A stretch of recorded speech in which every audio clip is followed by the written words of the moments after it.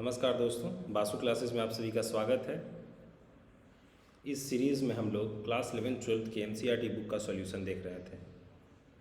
उसी सीरीज़ में आज हम लोग एक्सरसाइज 5.1 क्लास 12 एनसीईआरटी बुक के क्वेश्चन नंबर 26 से आगे का क्वेश्चंस को सॉल्व करेंगे। तो चलिए 26 क्वेश्चन देखते हैं। बोला जा रहा है कि फाइंड वैल्यू ऑफ के सो that function F is continuous. ठीक है, तो 26th क्वेश्चन हमारा इस तरह से है, f of x is equals to k cos x upon pi minus 2x if x is not equals to pi by 2। And क्या है, जब एक्स पाई बाई 2 है तब फंक्शन का वैल्यू क्या है 3। तो हम लोगों को बोला जा रहा है कि के का वो वैल्यू निकालना है जिसपे ये फंक्शन, जो गिवन फंक्शन है, ये कंटिन्यूअस हो। ठीक है, तो चलिए इसको सॉल्व करते हैं हम लोग। अब देखिए, हम सभी को पता है कि ऊपर में क्या है, कौन सा फंक्शन है, कॉस एक्स, कंटिन्यूअस होता है। नीचे में क्या है, पाई माइनस 2x। ये पॉलिनोमियल फंक्शन या ट्रिग्नोमेट्रिक फंक्शन है, दोनों ही फंक्शन अपने होल डोमेन में पूरे रियल नंबर पे कंटिन्यूअस होता है। तो एफ एक्स अपन जी एक्स भी कंटिन्यूअस होगा, सिवाय उस पॉइंट के जहाँ पे जी एक्स 0 हो। तो जी एक्स यानी ये नीचे वाला, इसको हम लोग जी एक्स मान के चल रहे हैं, ऊपर वाले को F x.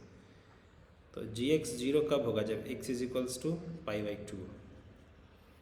x is equals to pi by 2, ऊपर ये जो फंक्शन दिया हुआ है, ये x is equals to pi by 2 इस फंक्शन के डोमेन में है ही नहीं। x is equals to pi by 2 value लेना ही नहीं है। देख लीजिए क्या लिखा हुआ है, जब x is not equals to pi by 2 तब ये फंक्शन, जब पाई बाई 2 हो फंक्शन तब वैल्यू क्या है 3। ठीक, तो चलिए 3 पे कंटिन्यूटी देखते हैं। कंटिन्यूटी का क्या है फार्मूला चेक करने का, हमेशा याद रखिए कि एफ एक्स अगर कोई फंक्शन है और उसका कंटिन्यूटी चेक करना है तो हम लोग पहले लिमिट निकालते हैं। Limit f x x tends to, मान लीजिए x is equals to c पे कंटिन्यूटी चेक करना है, एक्स टेंड्स टू सी, और ये जो लिमिट आता है वो आना चाहिए एफ सी के इक्वल, एफ सी। ठीक है, जब limit f x x tends to c is equals to f c आएगा तब हम लोग कह सकते हैं कि फंक्शन कंटिन्यूअस है। ठीक, चलिए पहले लिमिट निकालते हैं हम लोग। देखिए यहाँ देखिए, limit f x x tends to pi by 2। अब x tends to pi by 2 यानी एक्स पाई बाई 2 नहीं है, पाई बाई 2 से जस्ट बगल में हल्का सा बड़ा या हल्का सा छोटा वैल्यू। लेकिन एक्स यहाँ जब दिया हुआ है x tends to pi by 2, इसका मतलब है कि एक्स पाई बाई 2 के एकदम नज़दीक वैल्यू, लेकिन पाई बाई 2 नहीं है वो। तो फंक्शन देखिए, जब एक्स पाई बाई 2 नहीं है तब एफ एक्स क्या है मेरा, ये है। तो एफ ऑफ एक्स क्या होगा, ये होगा। और ठीक है, अब हम लोग को लिमिट पुट करना है एक्स के जगह पे पाई बाई 2। अगर सीधे आप पुट कीजिएगा तो 0/0 फॉर्म आएगा, जो कि इनडिटर्मिनेंट फॉर्म है, तो इसको हम लोग को सॉल्व करना पड़ेगा। ठीक है,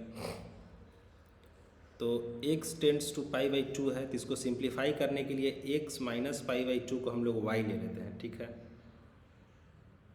x tends to pi by 2 है, तो x minus pi by 2 tends to क्या हो जाएगा, उधर भी पाई बाई 2 में से पाई बाई 2 घटाएंगे तो 0, यानी वाई टेंड्स टू 0 हमारा हो जाएगा यहाँ पे।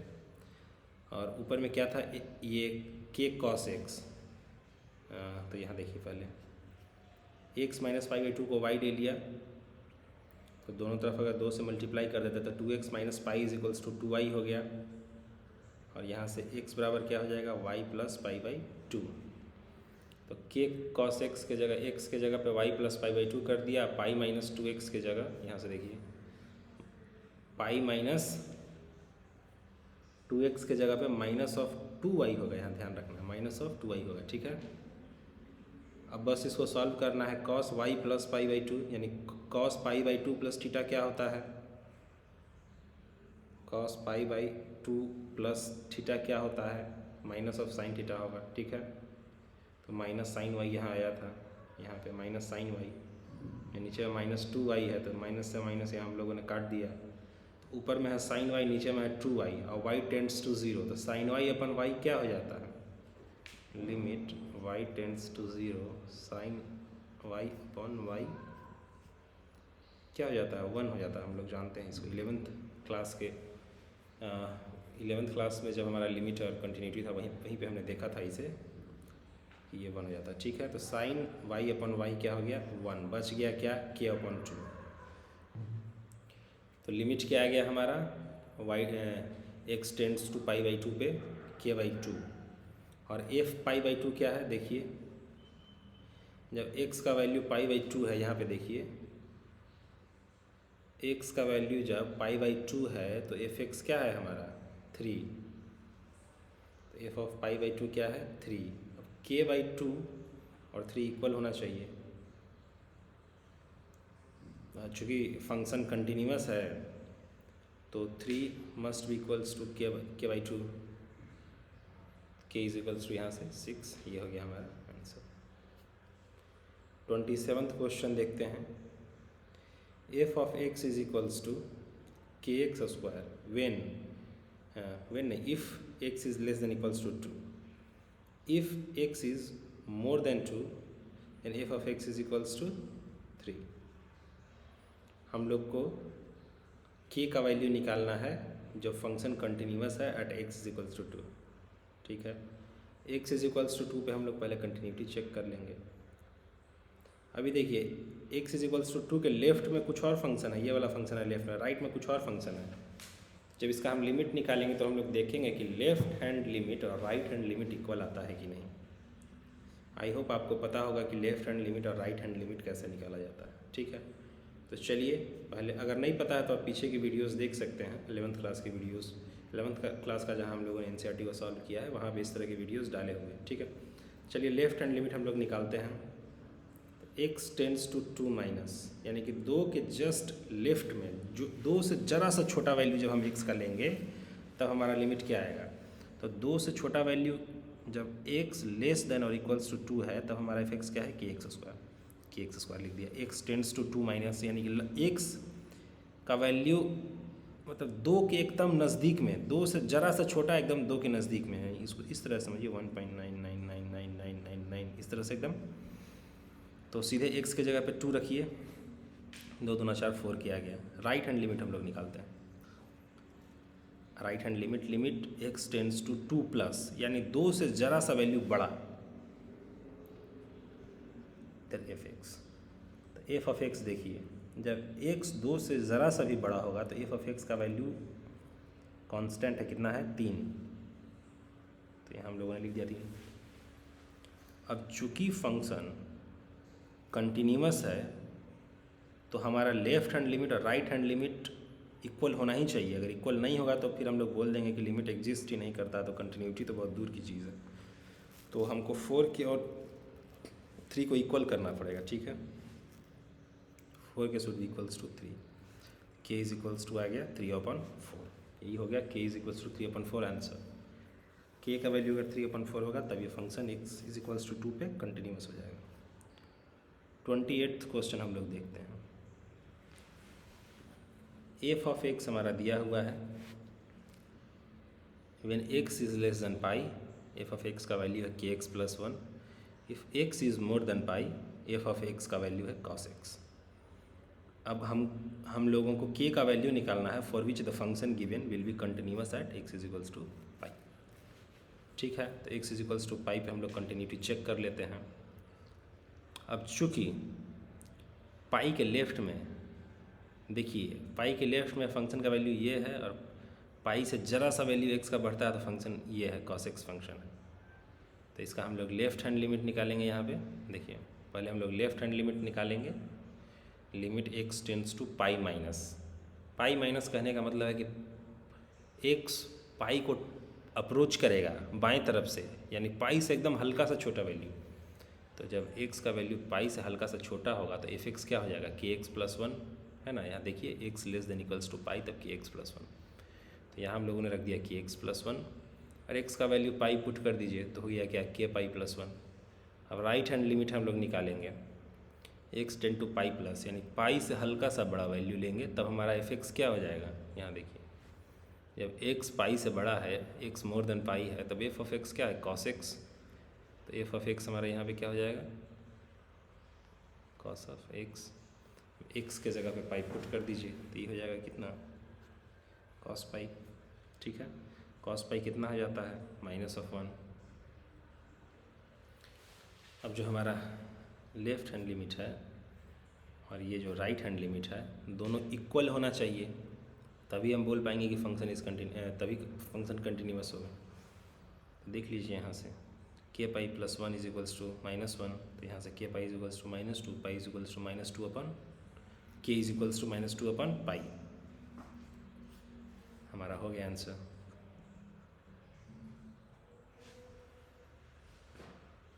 चलिए 29वां क्वेश्चन देखते हैं।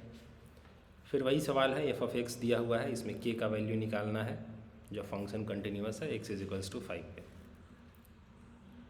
ठीक है, फिर ऐसे ही सॉल्व करेंगे, कंटिन्यूटी चेक करेंगे, एक्स इज इक्वल्स टू 5 पे लेफ्ट हैंड लिमिट निकालेंगे, limit x tends to 5 minus f x. तो एक्स इज इक्वल्स टू 5 के लेफ्ट में फंक्शन ये है कि एक्स प्लस वन, एक्स की जगह पे 5 पुट कीजिए, 5 के प्लस 1। राइट हैंड लिमिट निकालेंगे, limit x tends to 5 plus f x. यहाँ हमारा एक्स से जैसे ही वैल्यू हल्का सा भी बढ़ता है तो एक्स एफ एक्स हो जाता है 3x माइनस 5, एक्स की जगह पे 5 पुट करेंगे तो ये आ गया 10। चूँकि फंक्शन कंटिन्यूअस है तो LHL और RHL must be equal.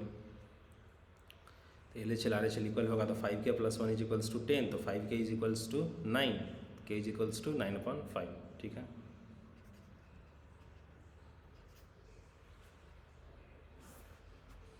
Next question देखते हैं 13th। Find the values of a and b such that function defined by fx if x is less than 2 fx is equals to 5, if x is more than 2 less than 10 fx is equals to x plus b। a और b का values निकालना है यहाँ पे। ठीक है, if x is more than equals to 10 f of x is 21। अब देखिए 2 पॉइंट्स है हमारे पास 2 एंड 10, जहाँ पे फंक्शन लेफ्ट और राइट में चेंज हो रहा है, यहाँ कंटिन्यूटी हम लोग को चेक करना पड़ेगा। तो सबसे पहले x इज इक्वल्स टू 2 पे कंटिन्यूटी चेक करते हैं। x इज इक्वल्स टू 2 पे लेफ्ट हैंड लिमिट क्या हो जाएगा, जब x का वैल्यू 2 से हल्का सा छोटा होगा तब fx हो जाएगा 5। ठीक है, लेफ्ट हैंड लिमिट आ गया। राइट हैंड लिमिट जब जब x का वैल्यू 2 से ज़रा सा बड़ा होगा, यहाँ पे देखिए x मोर देन 2, fx क्या हो जाएगा x plus b, x plus b, x के जगह पे 2 पुट कीजिए 2a प्लस बी। अब लेफ्ट हैंड लिमिट जो ऊपर में है, राइट हैंड लिमिट जो हम लोग यहाँ पे आया है, दोनों इक्वल होना चाहिए चूँकि फंक्शन कंटिन्यूअस है 2 पे,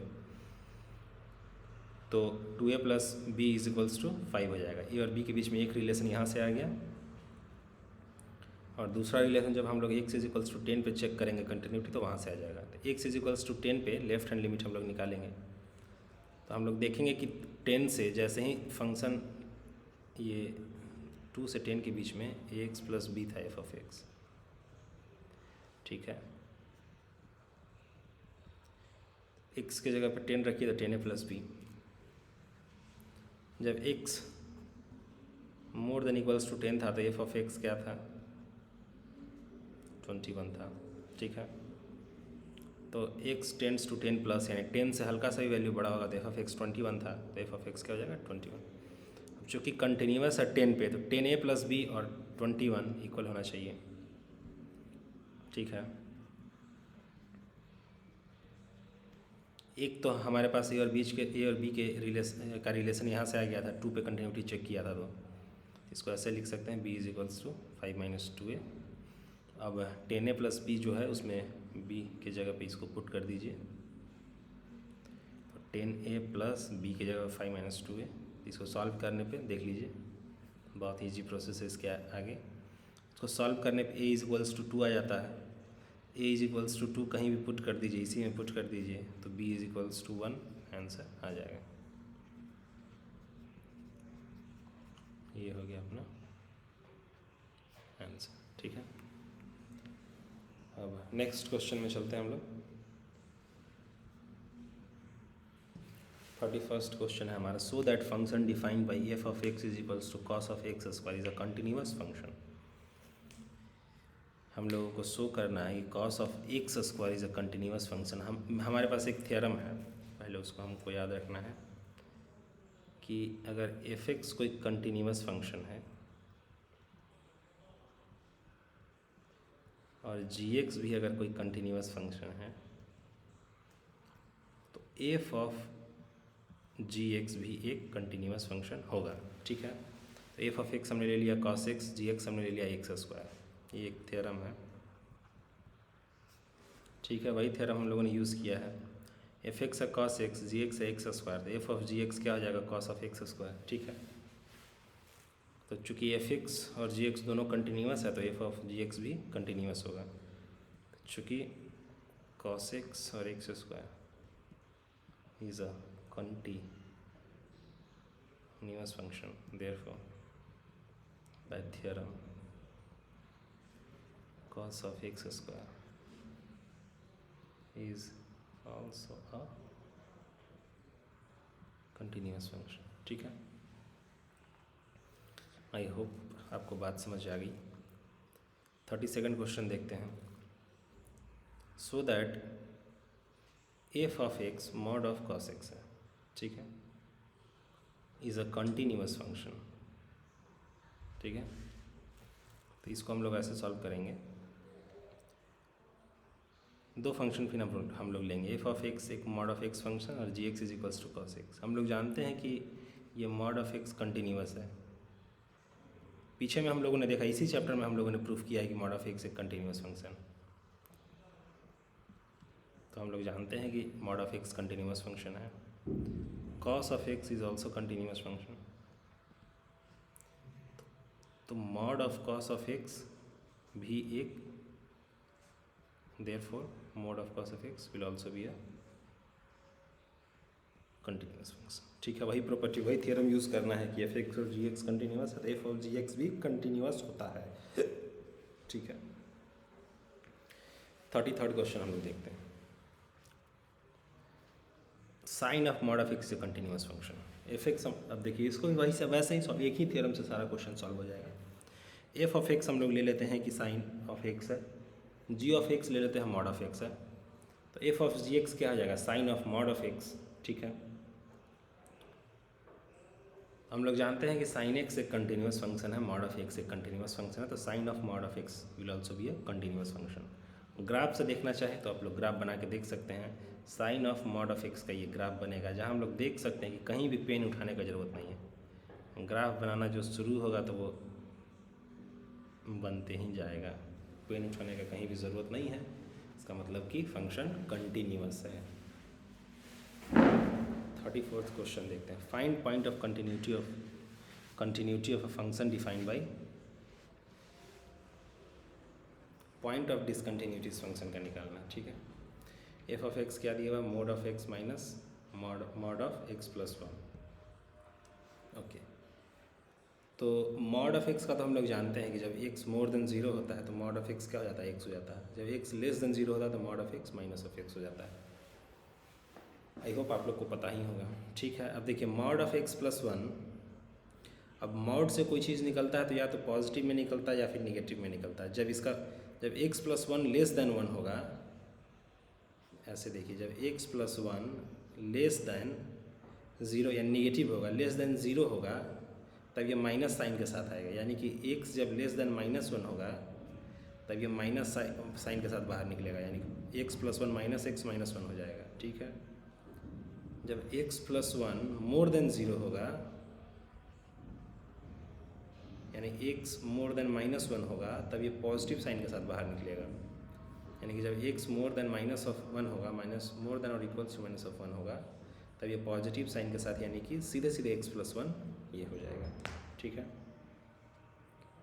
तो हम देख रहे हैं कि मॉड ऑफ एक्स 0 के लेफ्ट राइट में फंक्शन इसका डिफरेंट हो जाता है, और मॉड ऑफ एक्स प्लस 1 का -1 के लेफ्ट राइट में फंक्शन डिफरेंट हो जाता है। तो एफ ऑफ एक्स, अब देखिए यहाँ ध्यान देने लायक बात है, एफ ऑफ एक्स इस तरह से हम लोग डिफाइन कर पाएंगे कि when if x is less than -1, जब एक्स का वैल्यू -1 से कम होगा तो मॉड ऑफ एक्स क्या हो जाएगा, mod of x minus x हो जाएगा, और एक्स वेन एक्स इज़, हाँ ठीक है, when x is less than -1, जब एक्स लेस देन -1 होगा तो मॉड ऑफ एक्स प्लस 1 क्या हो जाएगा, -x माइनस 1। तो हमारा एफ एक्स क्या है, थोड़ा सा यहाँ पे ट्रिक है, थोड़ा सा इस पर ध्यान दीजिएगा। एफ ऑफ एक्स हमारा क्या है, mod x minus x plus 1 का मॉड। ठीक है, तो जब लेस देन -1 होगा एक्स, तो ये एक्स क्या हो जाएगा, -x माइनस, और x प्लस 1 क्या हो जाएगा, -x माइनस 1, ये क्या हो जाएगा, -x प्लस x प्लस 1, यानी कि 1, वही लिखा हुआ है। जब x लेस देन -1 होगा तब f(x) का वैल्यू 1 आएगा, ठीक है। अभी देखिए जब x -1 से बड़ा और लेस देन 0 होगा, यानी 0 से -1 के बीच है, तब फंक्शन का वैल्यू क्या आएगा। फंक्शन हमारा f(x) है क्या, mod of x plus mod of x plus 1। तो जब x का वैल्यू 0 से -1 के बीच में है तो ये तो नेगेटिव साइन के साथ आएगा, लेकिन ये पॉजिटिव साइन के साथ ही आएगा। सॉरी, ये माइनस है यहाँ पे, ये -x -1 हो जाएगा, यानी कि -2x -1, ठीक है। -2x -1 हो जाएगा फंक्शन। तीसरा कंडीशन, जब x इज़ मोर देन 0, जब x मोर देन 0 होगा तो ये देखिए ये वाला भी पॉजिटिव होगा और ये वाला फंक्शन दोनों पॉजिटिव होगा, तो दोनों ही पॉजिटिव साइन के साथ बाहर आएगा। तो ये हो जाएगा x -x+1 था तो -x -1 हो जाएगा, ये -1 हो जाएगा। तो ठीक है, फंक्शन हम लोगों ने यहाँ पे डिफाइन कर लिया। नहीं समझ आए तो इसको फिर से वीडियो को देखिए पीछे करके। अब हमारा फंक्शन डिफाइंड हो गया। अब कंटिन्यूटी चेक करते हैं हम -1 पे, x इज इक्वल्स टू -1 पे हम लोग कंटिन्यूटी चेक करते हैं। तो लेफ्ट हैंड लिमिट निकालेंगे तो हम लोगों ने देखा था कि -1 के लेफ्ट में वैल्यू आ रहा था 1, देख लीजिए 1 आ रहा था वैल्यू फंक्शन का, ठीक है। और राइट में फंक्शन का वैल्यू क्या है, -1 से थोड़ा सा वैल्यू बढ़ेगा जैसे ही x का, तो फंक्शन है -2x -1, ठीक है।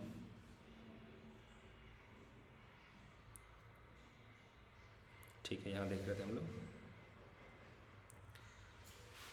लेफ्ट हैंड लिमिट हमारा -1 से जैसे ही थोड़ा सा भी वैल्यू कम होगा x का तो 1 हो जाता है। राइट हैंड लिमिट जब निकालने की बात आएगी तो -1 से जैसे ही वैल्यू बढ़ता है तो f(x) हो जाता है -2x -1, x के जगह पे -1 वैल्यू रखिए तो ये आ जाएगा 1। तो देख सकते हैं हम लोग कि LHL में लेफ्ट हैंड लिमिट और राइट हैंड लिमिट दोनों 1 है और फंक्शन का वैल्यू भी -1 पे 1 ही आता है, ठीक है। तो फंक्शन यहाँ से हम लोग बोल सकते हैं कि -1 पे कंटिन्यूअस है। और फंक्शन का कंटिन्यूटी हम लोग को चेक करना है at x is equals to 0, ठीक है। यहाँ भी वही लेफ्ट हैंड लिमिट पहले निकालेंगे। 0 से जैसे ही हम लोग लेफ्ट में जाएंगे तो फंक्शन हमारा -2x -1 है। 0 से जैसे ही एकदम से छोटा सा वैल्यू लेंगे तो ये है, तो x की जगह पे 0 पुट कर देंगे तो -1। और 0 से जैसे ही हम लोग x का वैल्यू थोड़ा सा भी बढ़ेगा तो f(x) हमारा -1 है। तो ये देखिए राइट हैंड लिमिट भी हमारा -1 आ गया, लेफ्ट हैंड लिमिट भी -1 आ गया और f(0) भी हमारा -1 आएगा, क्योंकि x इज इक्वल्स टू 0 पे हम लोगों ने देखा है ऊपर में, यहाँ x इज इक्वल्स टू 0 पे -2x -1 है फंक्शन, -2x -1। तो f(0) क्या हो जाएगा, -2 × 0 -1 बराबर -1, ठीक है। तो left hand limit right hand limit at x is equals to 0 is equals to f(0), so function is continuous at x is equals to 0। हाँ, आज का लेक्चर हम लोग यहीं पे ख़त्म करते हैं, फिर मिलेंगे अगले क्लास में। Thank you.